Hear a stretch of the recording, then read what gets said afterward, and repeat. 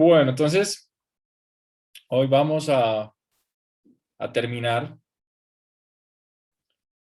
nuestro último tema que tenía que ver con el mercado cambiario.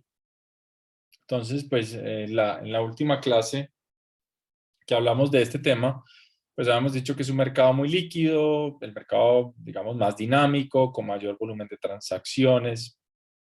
Es un mercado relativamente volátil, que implica el intercambio de monedas a nivel global y que pues tiene una teoría que en el largo plazo parece conformarse con o parece estar en línea con los datos, que es la teoría de paridad de poder de compra, y que en el corto plazo también tiene una teoría, digamos, asociada, que es primero la paridad cubierta de tasas de interés, que como les comenté, más que una teoría, termina siendo una forma de entender el precio de un producto financiero, que es los forwards de tasa de cambio, aunque sabemos que en algunos episodios hay violaciones, probablemente de origen regulatorio, que hacen que haya posibilidades de arbitraje y no se cumpla. Y luego hablamos de la paridad descubierta, que como teoría, pues ya en las regresiones de Fama quedó claro que tenía problemas para explicar los datos. Entonces, en la última clase estamos hablando de estos datos, del paper de Fama de 1984. Acá voy a ponerle un zoom, sobre todo que esta tabla quedó muy tenue. Espérenme un segundo, qué pena. A ver.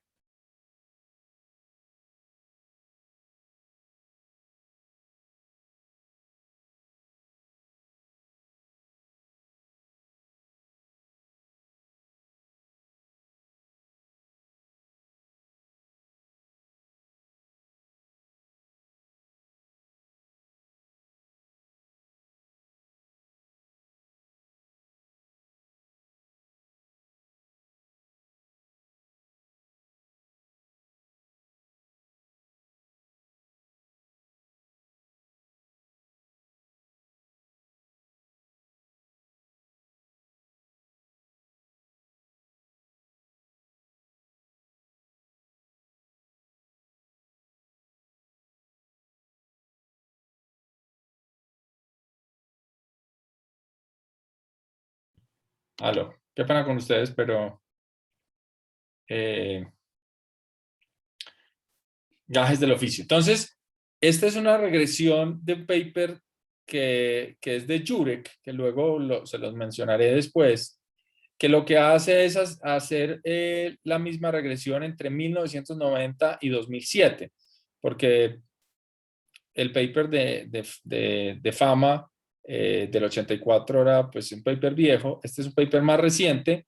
Obviamente desde 2007 ha ocurrido mucha cosa, pero pues sigue siendo un hecho estilizado relativamente establecido. Entonces, acá nuevamente, este paper lo que va a hacer es una serie de regresiones, ¿sí?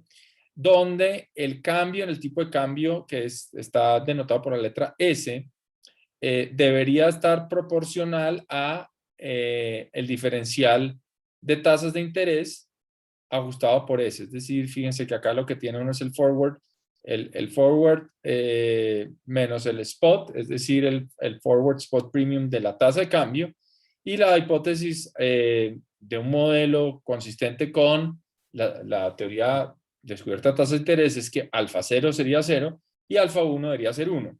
Bueno, ellos hacen repito, para este periodo de tiempo, 90 a 17, el forward premium lo calculan usando la LIBOR. Bueno, hay todo tipo de consideraciones econométricas, y básicamente a ellos lo que les da es nuevamente que este alfa 1, en vez de ser 1, está cercano a ser, es negativo, y en muchos números es -1. Es decir, no solo es que la teoría no falla, sino, perdón, no solo es que la teoría no le pega a los datos, sino que los datos van en la dirección opuesta a la teoría.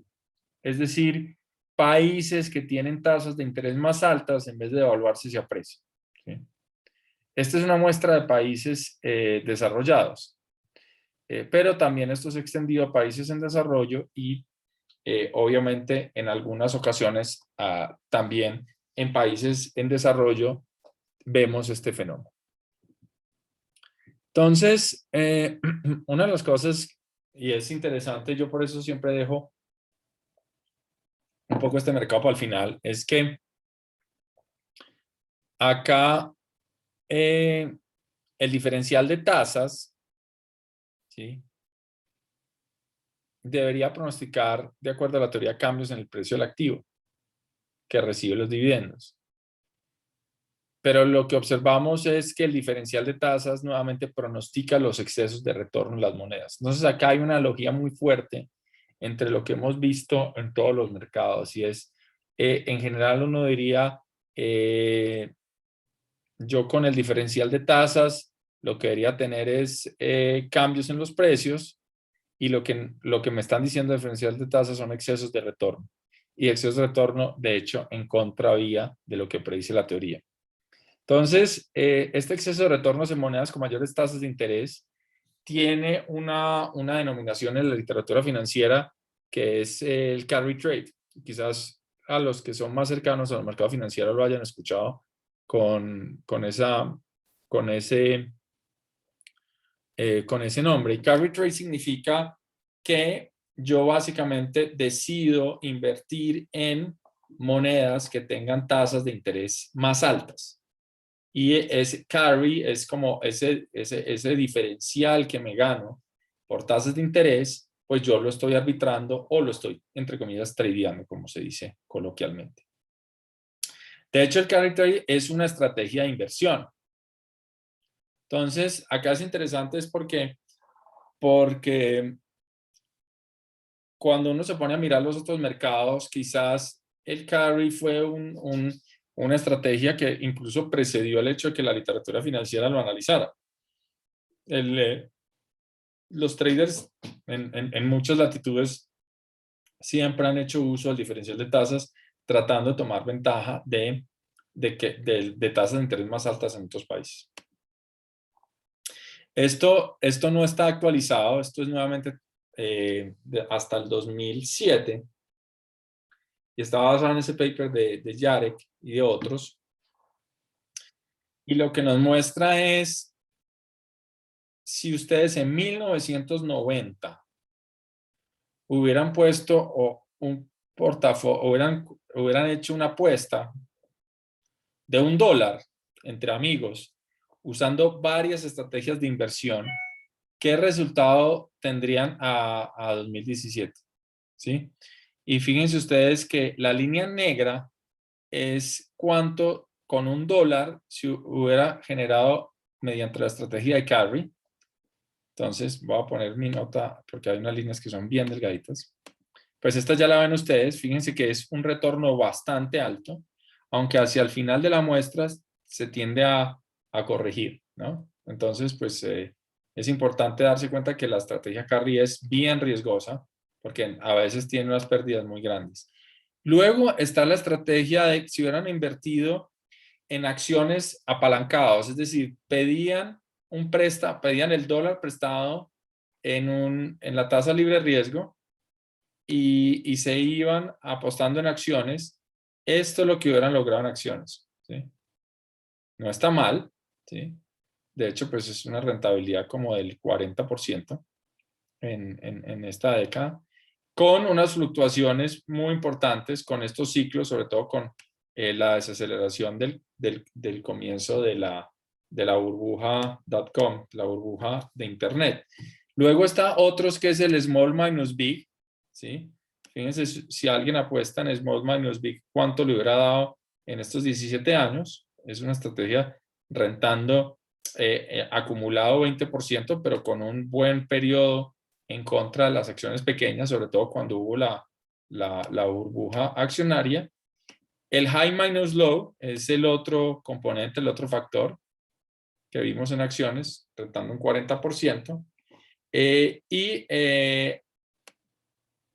Este último es un portafolio basado en momentum, que es comprar acciones que van ganando y luego estar y estar corto en acciones que van perdiendo.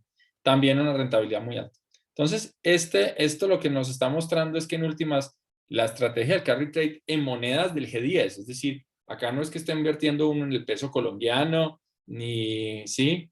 Ni en una moneda, ni en el sol peruano, ni en el real brasileño. ¿No? Estas son monedas del G10, monedas relativamente sólidas, y aún así, pues uno tendría un retorno muy alto.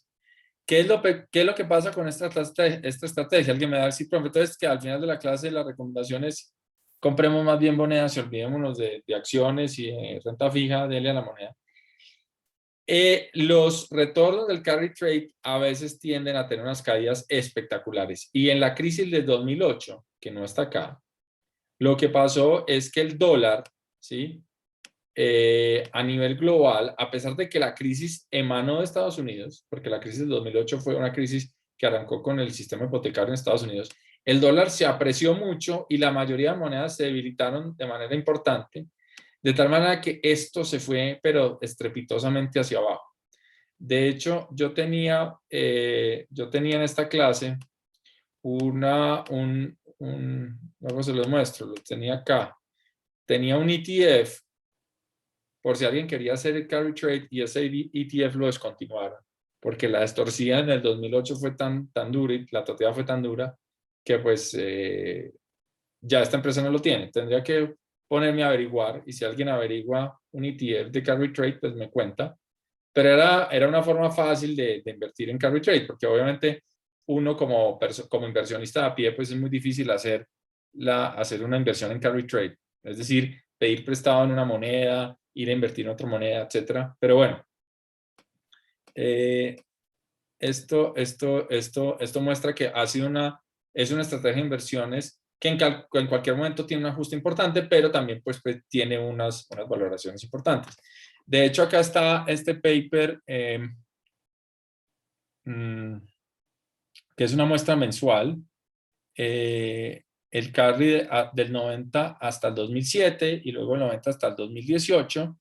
Fíjense ustedes, acá estamos comparando las estrategias de inversión que ya les comenté. ¿Cuánto rentó del 90 al 2007 el mercado accionario? 7,3%. ¿Cuánto fue el small minus big? Un 2,20 y pico. High minus low, un 4,7 y esta estrategia mixta 9,8. Y el carry trade estaba dando un 5% en promedio, ¿sí? Pero fíjense que acá en ese periodo de tiempo, esto ya lo hemos visto, la volatilidad de la rentabilidad del mercado accionario fue 14, es decir, el doble. La small minus big mucho más que el doble, ¿sí? Como 5 veces.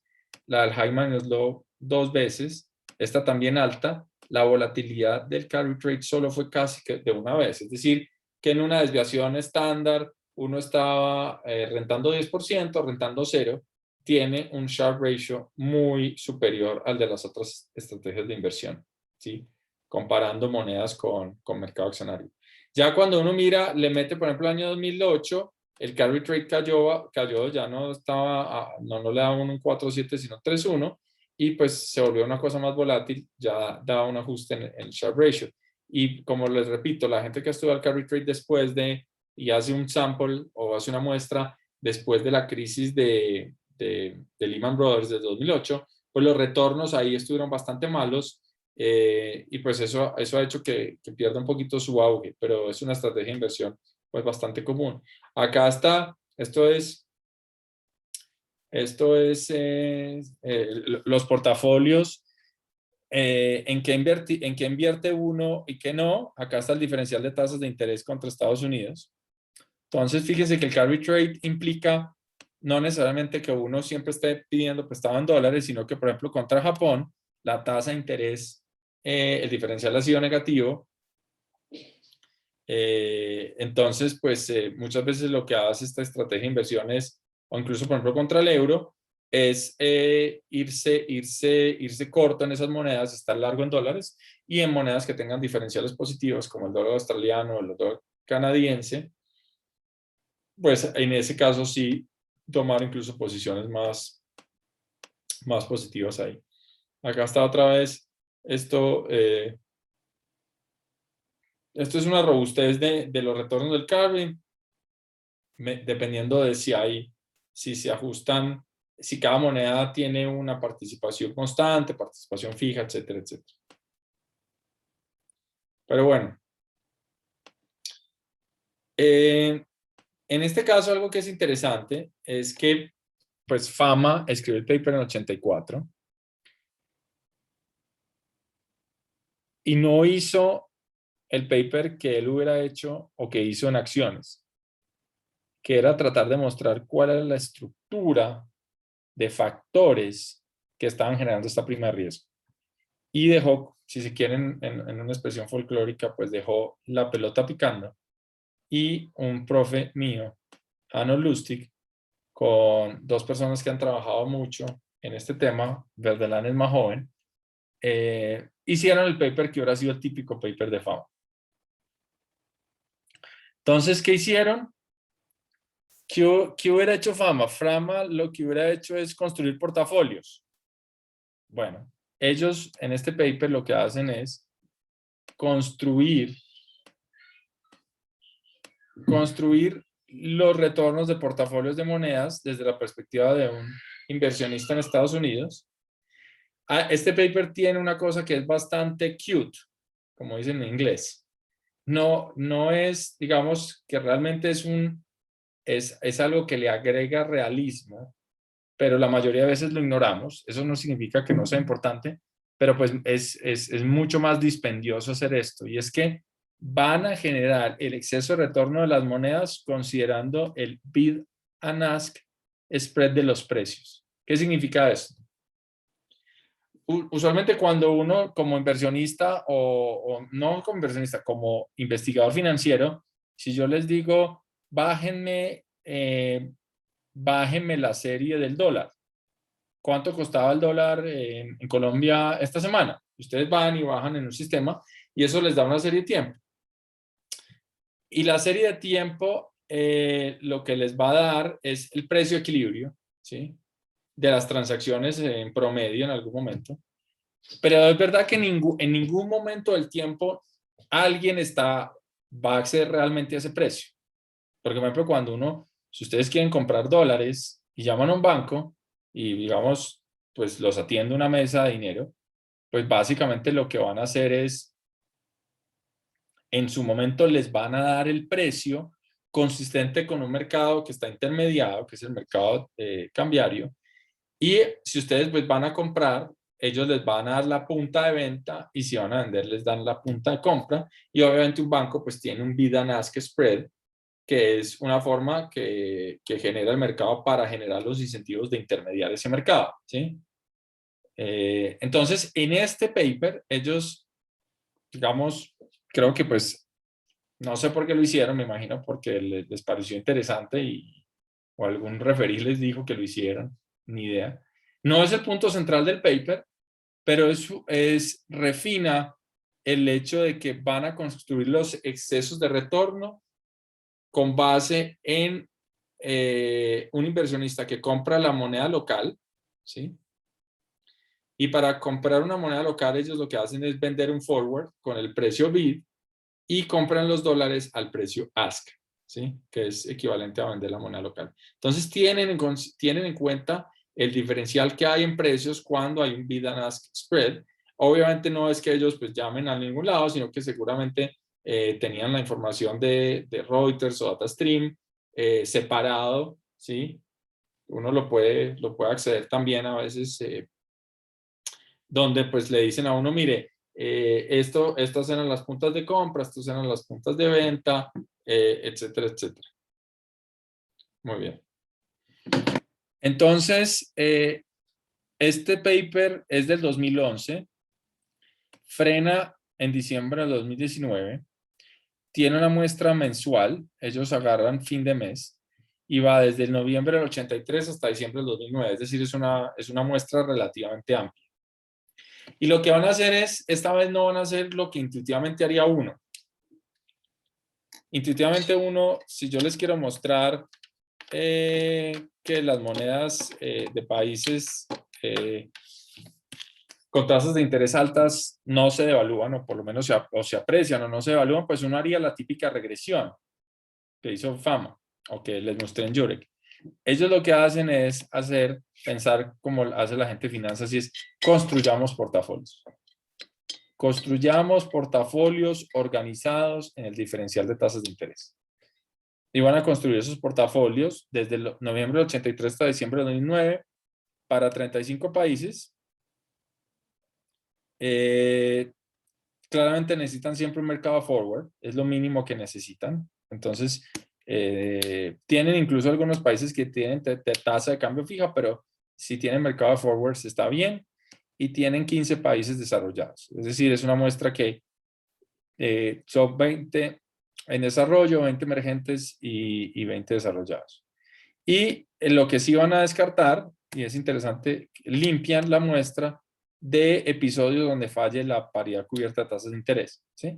¿Y por qué lo hacen? Porque ellos van a usar las tasas forward, que es el diferencial de tasas de interés bajo la paridad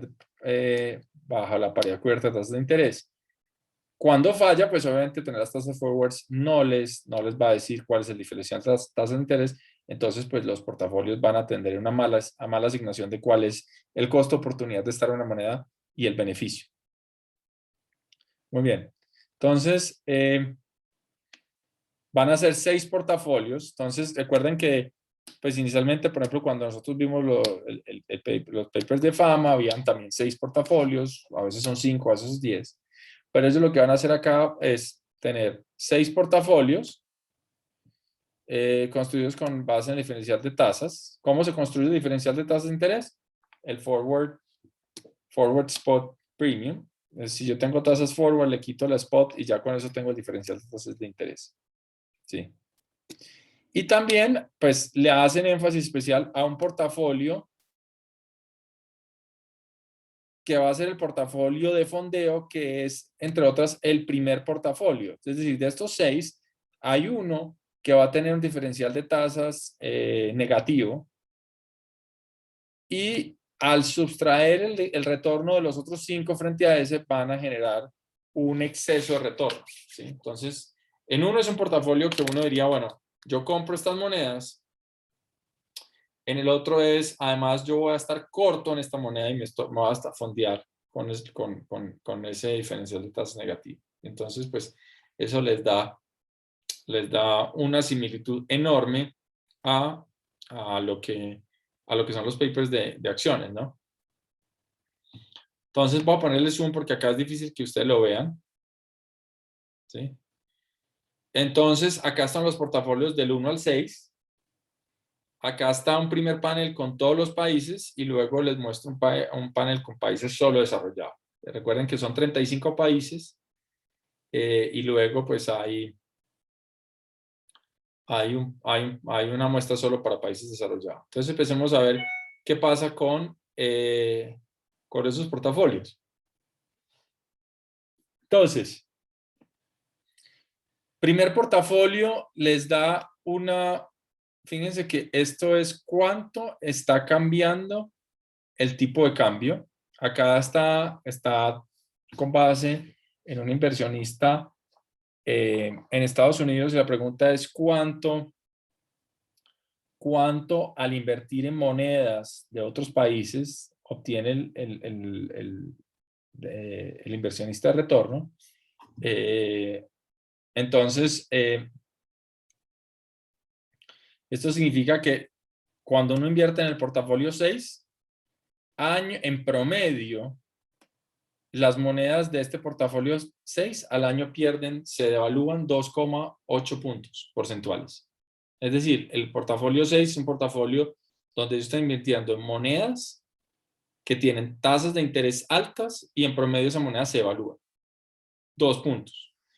En el portafolio 5, por ejemplo, es interesante, uno lo que ve es todo lo contrario. Estas monedas no se devaluaron, se apreciaron, y así ocurre con la moneda, con el resto de portafolios.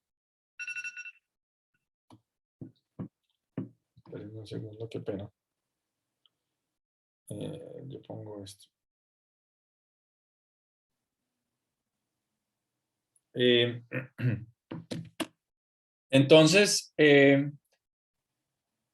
esa es la primera consideración. La primera consideración es que cuando uno hace un sorting, cuando uno organiza portafolios de monedas en diferencial de tasas de interés, uno puede tener que en el portafolio de mayor diferencial de tasas de interés, esas monedas no es que no se vayan a devaluar, de hecho se devalúan. La cuestión es si se evalúan suficiente para compensar el exceso de retorno que se genera por el diferencial de tasas de interés. Y aquí está la segunda línea. Este es el famoso forward discount, que es proporcional al diferencial de tasas de interés. Y ese forward discount, esta es la línea que está haciendo el sorting del portafolio, ¿sí? De hecho, fíjense que el portafolio 4 es un portafolio relativo, digamos, con un diferencial de tasas positivo, y del otro para allá es un diferencial de tasas negativo. Es decir, desde el punto de vista de un inversionista en Estados Unidos, el portafolio 1, 2 y 3 está en monedas que tienen unas tasas de interés inferiores a Estados Unidos. Y los portafolios 4, 5 y 6 están en monedas que tienen un diferencial de tasas positivo y en favor de dichas monedas. Y fíjense ustedes que aquí lo que pasa es que, por ejemplo, en el portafolio 6, uno se gana en promedio año hasta 9 puntos de tasa de interés diferencial, ¿sí? Claramente fíjense que ahí estamos, y por eso la muestra de países completo incluye países emergentes. Es muy difícil que un país desarrollado tenga un diferencial de tasas hasta de 9 puntos contra Estados Unidos, pero cuando uno mete países como por ejemplo Brasil, es fácil tener un diferencial de tasas muy alto. Entonces, uno con un diferencial de tasas del 9% diría, bueno, estas monedas, según la teoría, se tendrían que apreciar, perdón, se tendrían que devaluar frente al dólar, es decir, el dólar se tenía que apreciar frente a esas monedas, de tal manera que esta rentabilidad se deshaga. ¿Y qué es lo que pasa? Que efectivamente se evalúan, pero no se evalúan lo suficiente, de tal manera que uno le saca a ese portafolio promedio año 6 puntos de retorno, ¿sí? Y fíjense ustedes que aquí pues le saca un 3 y pico, porque acá por ejemplo el portafolio 5 es interesante. En el portafolio 5 el diferencial de tasas es positivo, pero incluso las monedas ligeramente se apreciaron, e incluso el 4 es más interesante aún. La diferencial de tasas es bajo, probablemente estos son otros países desarrollados, pero el dólar se devaluó frente a esas monedas de tal manera que uno se está ganando un 1 y además está ganando la apreciación de dichas monedas. Entonces, una cosa que es interesante es que al final estos portafolios, si bien están organizados en el forward discount, quedan monótonamente organizados en excesos de retorno. De tal manera que pues uno tiene un exceso de retorno que es desde negativo hasta un 620, pasando por esta línea de 3. Y bueno, esto es lo que haría cualquier paper, que es calcular esto. Ellos además hacen el exceso de retorno considerando que intermediar en el mercado pues es costoso, porque uno siempre está comprando, siempre tiene que estar,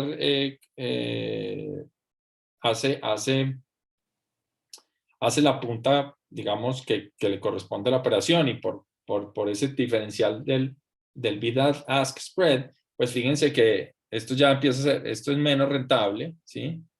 Y es lo típico que si uno siempre considera pues la fricción del mercado del bid-ask, pues la rentabilidad es menor, pero pues sigue siendo unas rentabilidades interesantes. Y luego, dado que ellos organizaron estos portafolios en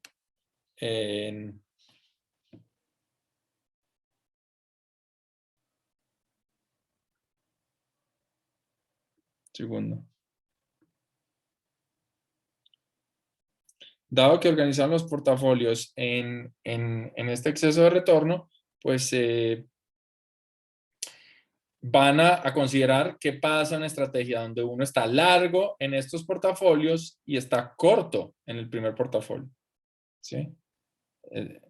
Muy bien. Espérenme un segundito. Voy a poner una pausa a esto. Que tengo que...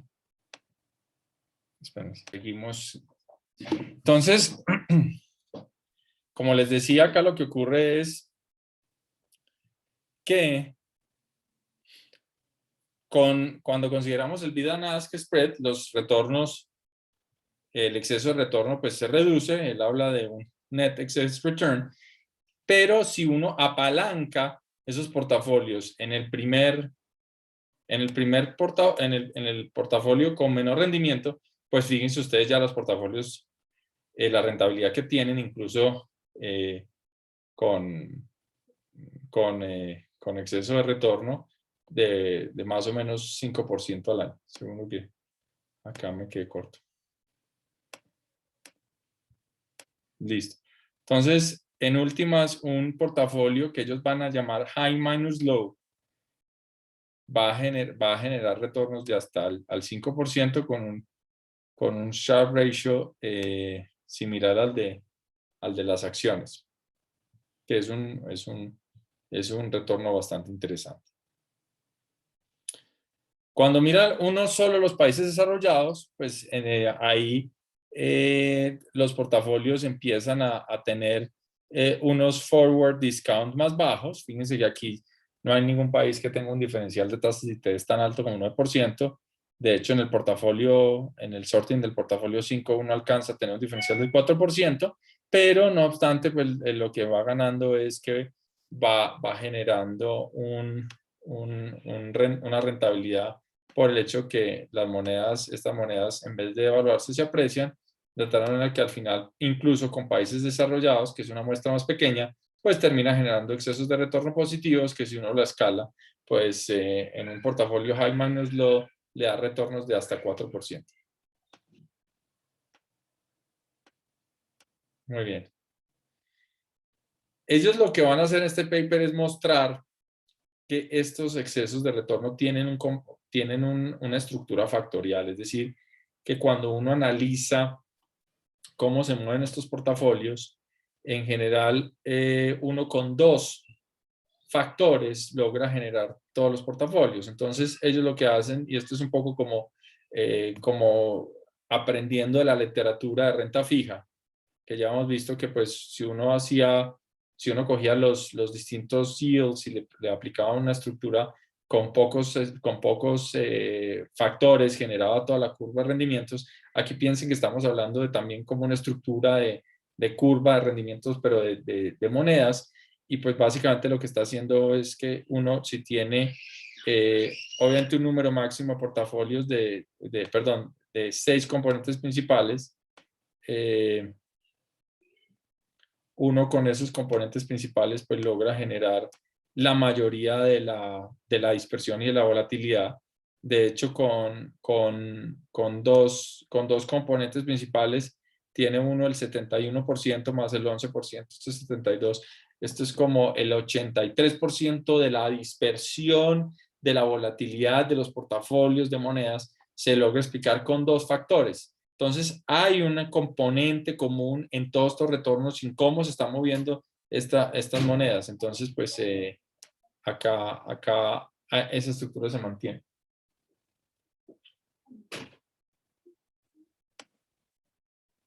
Bueno, y obviamente, pues este es un paper del 2011 que básicamente ya recoge lo que la literatura ha hecho en muchas cosas. Entonces, básicamente lo que hacen es proponer un modelo, que es un modelo que no tiene un contenido económico, sino un contenido de entender esa estructura financiera de retornos. Entonces, ¿qué van a suponer? Ellos lo que suponen acá es que van a partir de nuestra famosa ecuación, la ecuación fundamental de los precios, toman un factor estocástico descubierto, toman un exceso de retorno, uno sabe que da un factor estocástico descubierto, pues esta ecuación tiene que tener estos 2 componentes en valor esperado ortogonal, y lo que van a escoger es un factor estocástico descuento que tiene solamente 2 factores, de tal manera que pues uno tiene 2 betas, y van a hacer un procedimiento donde a partir de estos componentes principales van a dejar que estos 2 factores sean los que están involucrados en el factor estocástico descuento, ¿sí? Y obviamente de un corte de un corte longitudinal de cada uno de los portafolios, van a decir cómo están sorteados esos portafolios frente a esos componentes principales, y luego en el exceso de retorno transversal de los 6 portafolios van a mirar cómo esos excesos de retorno están alineados con los betas, generando un lambda que debería ser el precio del riesgo de cada uno de sus componentes. ¿Y cuáles son esos factores que ellos usan? Nuevamente,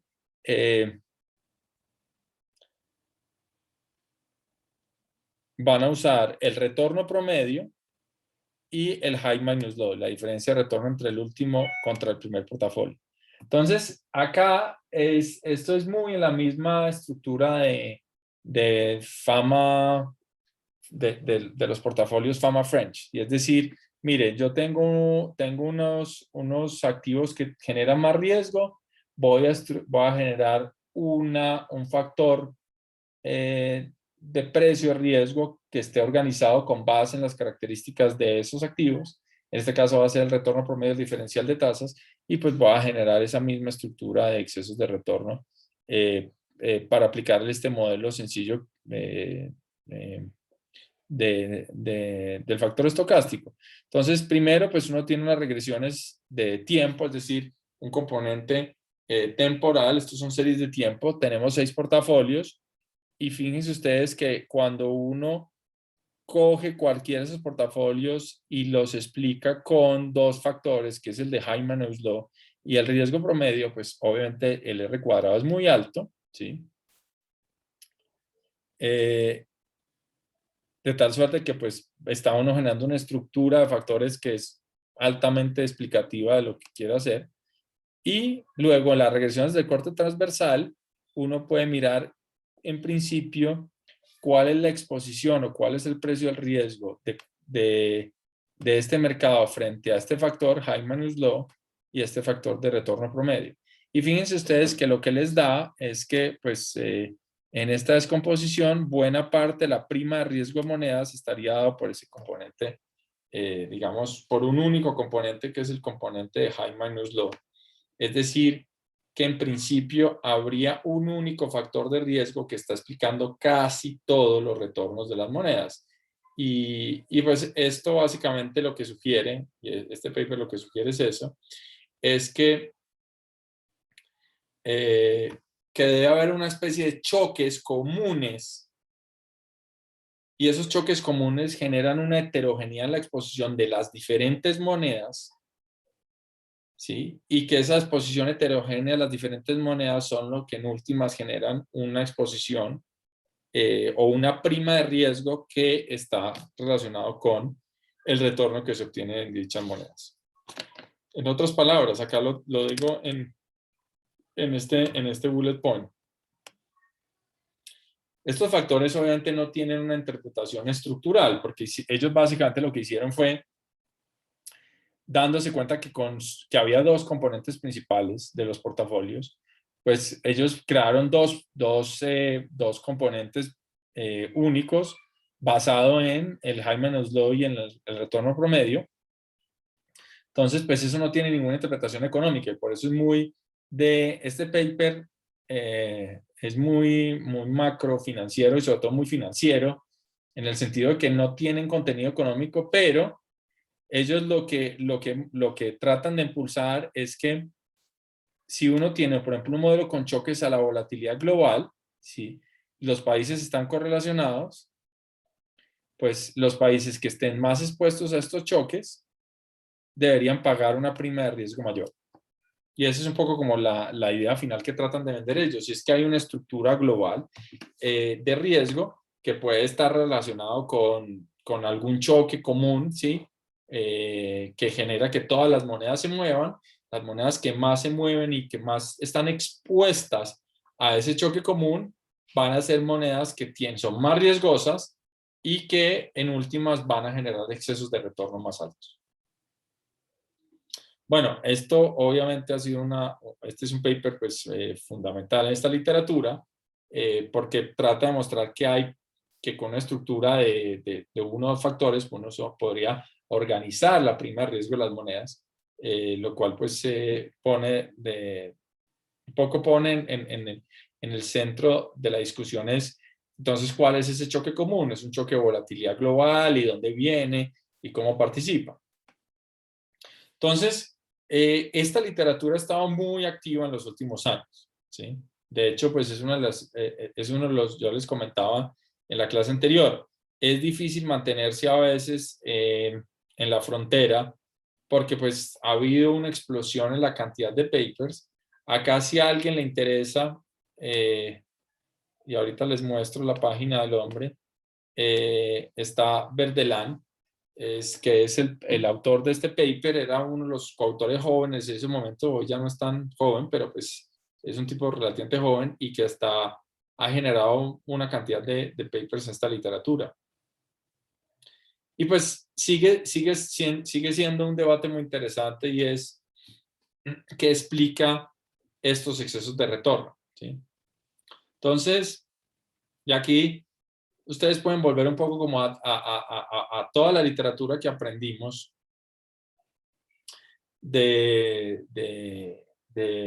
qué modelos explican primas de riesgo, pues toda esa literatura se ha aplicado a estos modelos de monedas.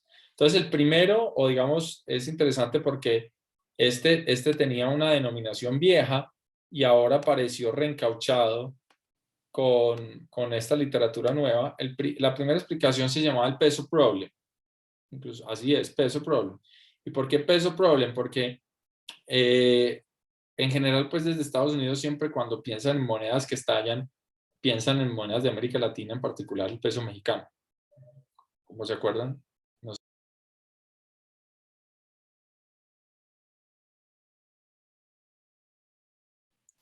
Me quedé sin Entonces internet. listo. Ujú. Bueno, Te quedaste en lo del peso problem. sí, Entonces te falta entonces, explicarlo. bien, el peso problem es una literatura que va de vuelta a los 90.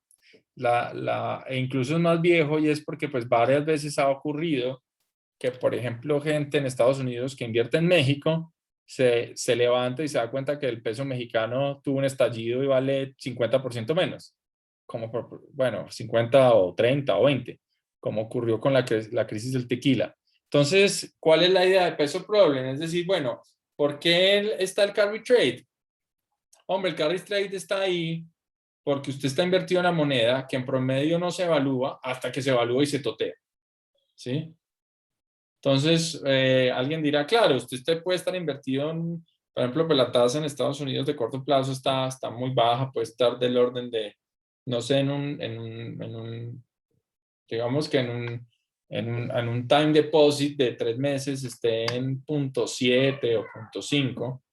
Usted acá está metido en algo que le puede dar 4% o incluso si se va más, pues en madurez, pues haga la comparación entre un 1,5 a 10 años y un 6. Entonces dirá, bueno, claro, usted cree que va a hacer plata con el peso colombiano porque se mete en el peso colombiano y se gana un diferencial de tasas de interés de 3, 4 puntos, pero en cualquier momento el peso colombiano tiene una evaluación del 20-30% y se comió toda la rentabilidad de años, ¿sí? 4 o 5 años se le pueden ir en unos 4 o 5 días. Ese es el peso problem. ¿Cómo se llama el peso problem en la literatura moderna macrofinanciera? Disaster risk, el riesgo de desastre, que era lo mismo que habíamos hablado, pero en consumo. En consumo decíamos, bueno, ¿cuál es el riesgo de que, por ejemplo, pues yo estoy en un mercado accionario y tengo la pregunta es cuál es la covarianza con un factor estocástico de descuento y la cuestión es, bueno, ojo que es que a veces hay cosas donde el mercado accionario implosiona al mismo tiempo que está implosionando su consumo. Entonces, la versión moderna de esa literatura de precios probables se llama Disaster Risk y lo que estaría haciendo el carry en esta literatura es, espérenme un segundito. Está con los chicos acá y esto estaba hecho en mi casa.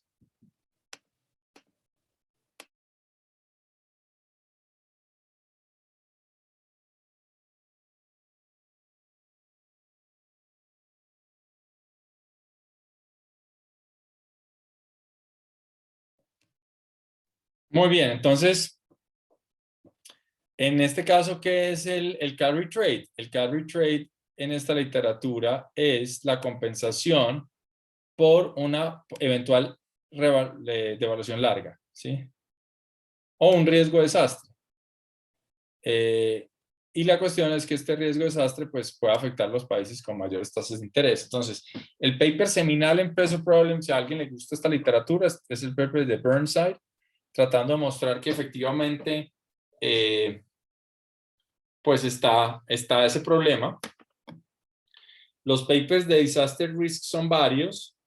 Uno es de Farhi, con mucha gente, y otros. Este es el más interesante porque es el resumen de esta literatura en muchas dimensiones, el de Farhi y Gabay, del 2016, y ellos pues muestran en un modelo que sí hay un riesgo de desastre y los países están, digamos, la exposición a ese riesgo de desastre es heterogénea entre países y resulta que los países tienen un loading factor relacionado con sus tasas de interés, pues el riesgo de desastre va a explicar el carry trade y que básicamente va a ser una recompensa por, en tiempos normales, por el riesgo tan alto que estaría incursionando un inversionista al estar expuesto en un país que está, digamos, que va a tener una volatilidad y una caída exacerbada en la medida que va a tener un loading positivo contra el riesgo de desastre global. Ahí obviamente, pues hay muchas preguntas de realmente ese riesgo global que implica y por qué los países que tienen mayores tasas de interés son aquellos que tendrían una exposición más alta. Uno ahí, por ejemplo, si está pensando en un Brasil contra Estados Unidos, habría que justificar por qué, por ejemplo, si hay un riesgo de desastre global, pues Brasil va a estar más expuesto y va a ser va a exacerbar ese problema. Pero bueno, eso es parte de por qué esa literatura pues es bien interesante, pero pues sigue ahí en construcción. El otro paper tiene que ver con Jurek, que es los datos que les mostré yo de estimación de carry trade premium hasta el 2007, eran de este paper, 2007-2008, en este paper publicado en 2014, que básicamente lo que muestra es, bueno, ¿qué pasa si yo me cubro? Si hago una exposición a estas monedas, pero me cubro con opciones frente a una probabilidad de evaluación mayor. Es decir, es la misma estrategia de inversión, solo que ahora uno compraría una opción que en ese caso sería una opción out of the money, que es una opción donde uno dice, bueno, yo compro o mejor dicho, vendo el peso, opción put, en el rango donde el peso se evalúe más de, por ejemplo, 4.200, ¿sí? Y obviamente, pues, determinar out of money o in the money, pues depende mucho de la volatilidad de la moneda y del momento del tiempo. Pues supongamos que out of the money en Colombia fuera opciones que lo cubren a uno frente a un riesgo de evaluación que hace que el peso explote más allá de los 4.000 o 4.200. Entonces, pues es el ACS muestra que buena parte del carry trade se va. Es decir, que si uno paga por cubrirse frente a ese tail risk, pues ya los excesos de retornos desaparecen. Lo que está claro es que también hay un problema y es que pues no siempre los mercados de opciones son líquidos y puede ser que los costos de cubrimiento sean tan altos que pues eso sea lo que mata la rentabilidad de esta estrategia de inversión, independientemente de si la prima de riesgo está emanando exclusivamente de ahí, ¿sí? Por ejemplo, en Colombia, pues las opciones son bastante caras, entonces hay siempre la discusión con las empresas de bueno, si compro una opción, ¿cómo la financian? De hecho, pues a veces lo que hacen las empresas es el collars, donde uno dice, bueno, compro una opción put de que me asegure esto, pero pues también al mismo tiempo vendo una call donde dejo de ganar plata para el otro lado, de tal manera que acoto mis beneficios, pero también acoto mis pérdidas. Entonces, pues esas opciones están ahí, pero pues cuando uno mira diferentes monedas, diferentes mercados, una comparación a nivel transversal es compleja porque cada mercado empieza a tener unos costos diferenciales de cubrimiento distintos y eso estaría, digamos, distorsionando la lectura de dónde viene la prima de riesgo entre monedas. Hay otra literatura que habla de los riesgos monetarios. De hecho, yo en alguna clase les mencioné que yo tenía un paper en esta dimensión. Es un paper que por ahora está súper desactualizado, lo que quería actualizar. Y es una aplicación de esto para América Latina, que me pareció a mí que era como una región donde era apropiado esta historia. Entonces, ¿en qué consiste esto? El paper seminal es de Backus.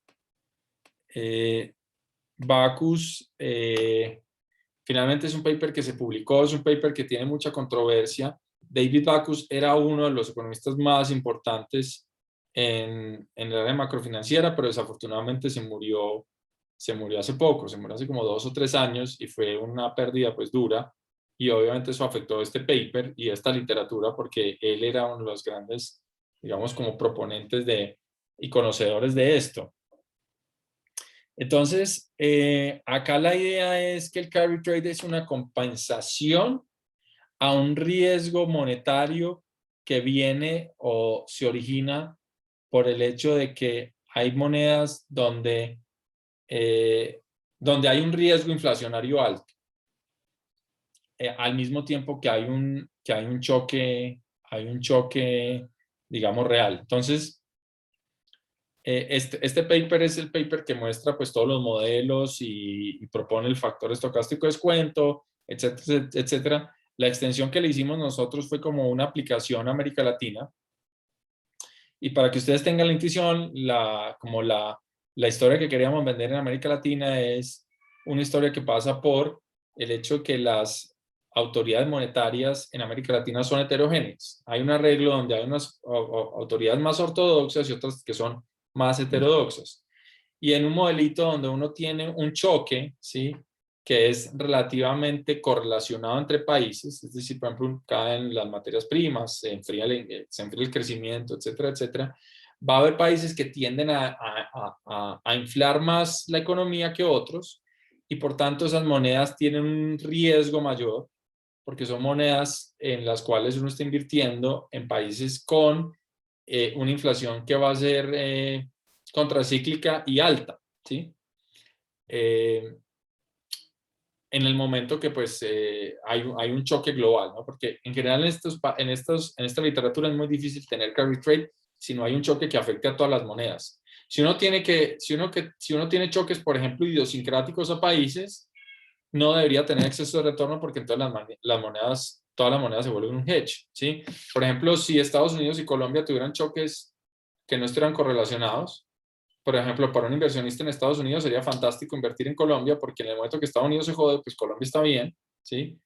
Y entonces eso debería volverse en un hedge y por tanto, pues no debería un exceso de retorno por invertir en pesos. Entonces, en toda esta literatura lo que de alguna manera hay es una correlación entre los choques subyacentes de todos los países en la moneda, en la de riesgo de desastres, porque hay una especie de riesgo global, es decir, en algún momento hay algo que puede afectar a todos los países, puede ser un choque de comercio, puede ser la pandemia. Creo que la pandemia puede ser un buen ejemplo para la literatura de riesgo de desastre. Y en este paper monetario, tanto el de Backus como el que estoy contando, que tengo yo ahí como un working paper, pues hay una correlación en estos choques. Lo que pasa es que hay unos países que por su estructura de política monetaria responden tratando de buscar que haya inflación, ¿sí? Y al generar inflación hacen que esas monedas sean más riesgosas y esas monedas son las que deberían tener una prima de riesgo. Y por tanto, en tiempos normales, pues genera un retorno positivo. Esa es pues una literatura que tiene que ver ahí y lo que nosotros mostramos es en América Latina es cierto, pero cuando uno lo lleva a otros países no es tan cierto, es que el riesgo de las monedas es un riesgo nominal y no real. Es decir, que la inflación juega un papel importante. Hay otros papers que muestran que incluso el carry trade no necesariamente es del componente inflacionario, sino que también cuando uno hace el mismo ejercicio con tasas de cambio real, también ocurre que hay excesos de retorno en países que tienen tasas de interés más altas. Entonces, bueno, eso no sería aplicable a a toda la muestra de países. Acá está estos otros dos papers de Ilud y el mismo Verdelán. Riesgo agregado con hábitos o ambigüedad. Lo mismo, un choque que afecta a diferentes países y ustedes pues tienen un modelo con hábitos de consumo o tienen ambigüedad, una versión a la ambigüedad. Este es el paper de Ilud y en esos papers pues también generan un carry trade y una prima de riesgo entre países. Hay una literatura que en el mercado accionario no funciona, digamos, no es tan, existe, pero no es mainstream, pero aquí es interesante y es hablar de participación limitada. ¿Qué me refiero con eso? Y es que en general recuerden que cuando nosotros hablamos de un factor estocástico de descuento que explico en mercado es porque pensamos que los agentes de la economía pues pueden participar en dicho mercado y por tanto al participar en dicho mercado toman decisiones que son óptimas en el margen. La literatura de participación limitada lo que muestra es que hay segmentación de mercados. Y es que, por ejemplo, si yo tengo un choque a la economía de Estados Unidos, eso va a tener efecto sobre sus mercados. Pero pocos inversionistas de Estados Unidos, por ejemplo, van a estar metidos en el mercado de monedas y, por tanto, el factor estocástico de descuento que yo necesito para analizar el mercado cambiario es distinto al factor estocástico de descuento que necesito para analizar monedas o renta fija. Porque hay una segmentación de mercados, eso es lo que se llama limited participation o participación limitada, y es que solo unos agentes participan en ciertos mercados. Ahí los papers claves hay un paper muy interesante de Álvarez y el de Baqueta y Van Winkup también son de ese estilo y son explicaciones de por qué puede haber carry trade basados en que, por ejemplo, los inversionistas que invierten en estas monedas son un segmento especial de inversionistas, no son inversionistas de todo el mundo. Entonces, pues yo no me voy a preocupar tanto por el ciclo promedio del consumidor en Estados Unidos, sino, por ejemplo, pues por el ciclo, por ejemplo, de estos inversionistas que pueden ser inversionistas institucionales, especializados, y eso pues es una forma de generar este carry trade que es distinta. Y claramente estos papers que les acabo de mencionar, casi todos, están basados en que la prima de riesgo es resultado de ¿qué? O mejor dicho, que los excesos de retorno se explican por una prima de riesgo. Es decir, que la gente que está haciendo plata es porque está incurriendo más riesgo. Bueno, en esta literatura también hay una explicación alterna que no tiene que ver con la racionalidad y tiene que ver con lo que pues, acá pongo, Burnside va a llamar excesos de confianza o desviaciones de expectativas racionales. Entonces está este paper de Burnside del 2011 que lo que dice es, no señores, ustedes no se estresen tanto en preocuparse por mostrar que los excesos de retorno de ciertas monedas implican que esas monedas son más riesgosas. No, no necesariamente son más riesgosas, sino que, por ejemplo, cuando aumenta la liquidez global, pues la gente toma más riesgo, no necesariamente es consistente con expectativas racionales, y esos excesos de confianza son los que explican como este boom y bust en las monedas, y estas monedas no necesariamente tienen que tener más riesgo, sino que pues son oportunidades de arbitraje, ¿sí? Entonces, acá yo les dejo,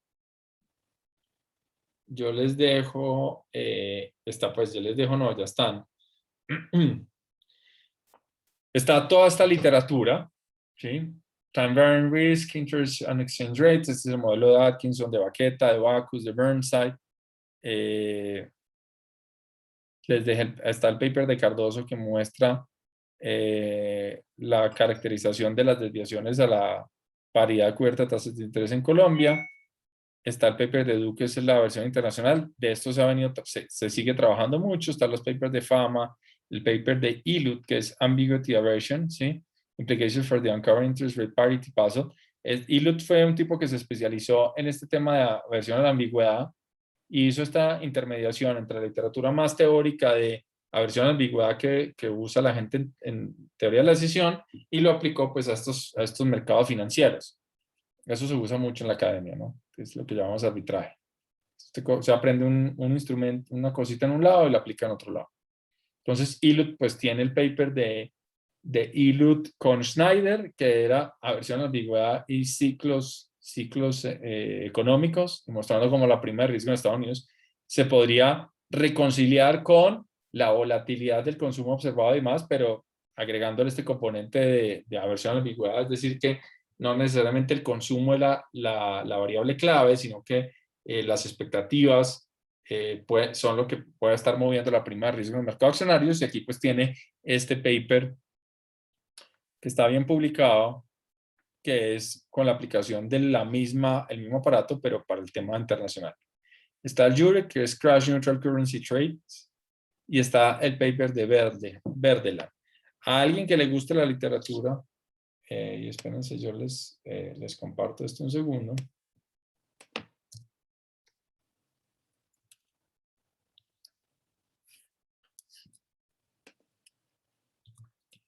Un poquito lento en mi computador.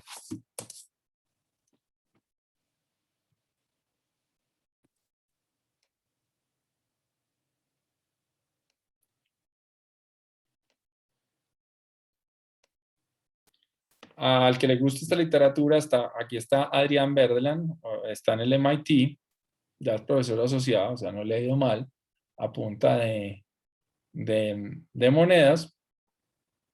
Y pues tiene toda una serie de papers analizando este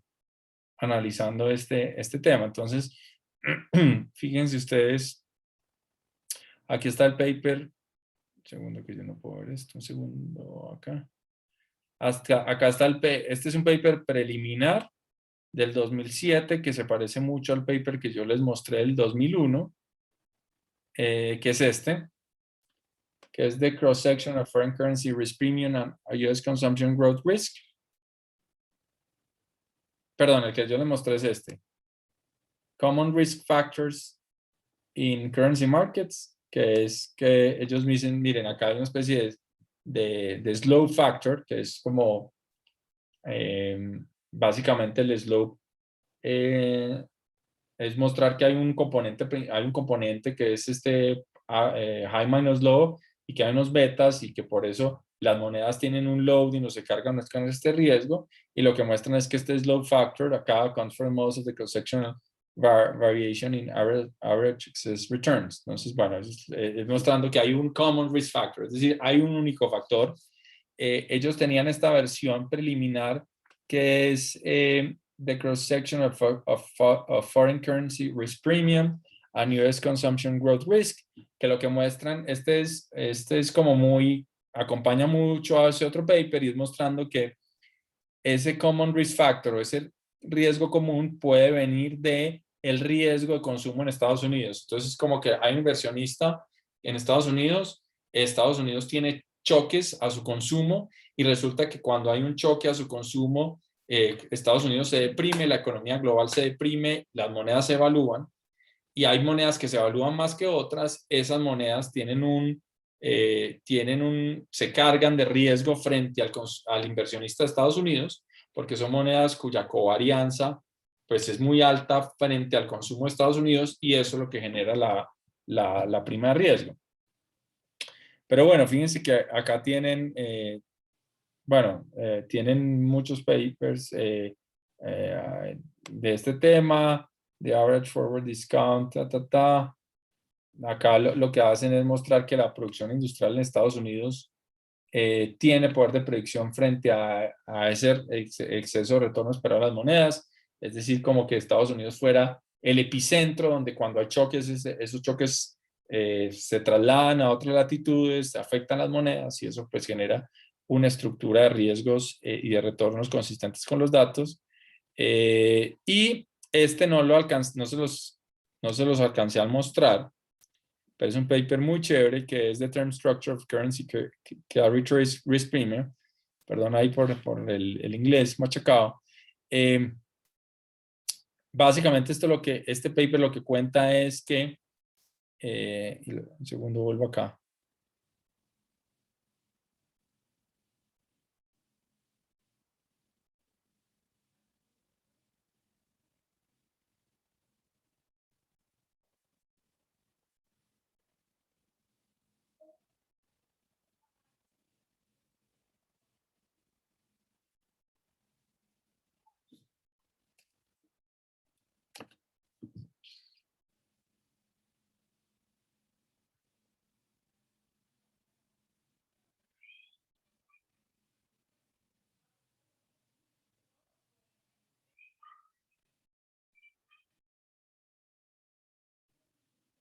Aló, pensé que me había desconectado.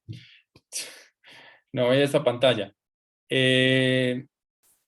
Entonces, ese paper lo que muestra es, en general, la literatura, y esto es para que, digamos, ya se vuelve un poquito fuera del alcance esta clase, pero esta literatura en general muestra los excesos de retorno que se generan bajo horizontes de inversión relativamente cortos. Es decir, por ejemplo, los forwards son usualmente a 3 meses, 6 meses, 9 meses.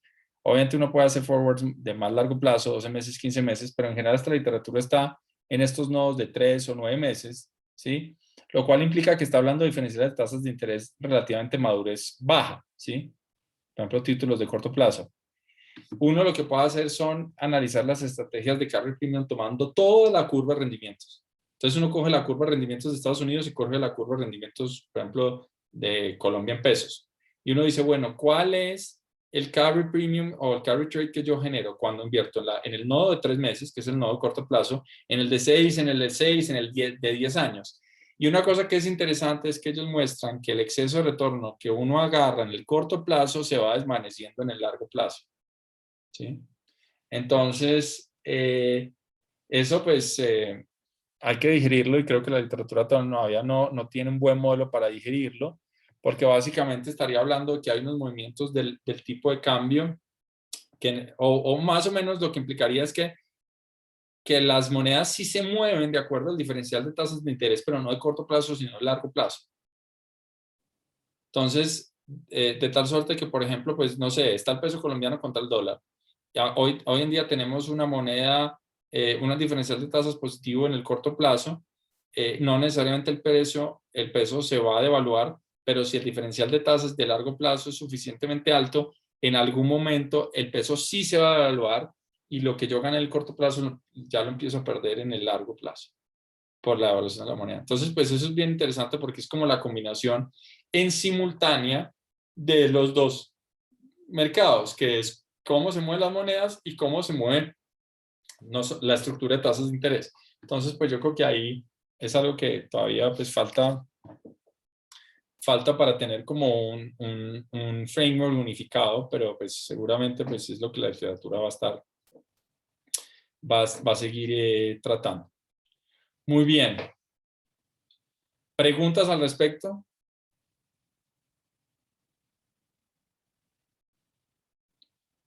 Va para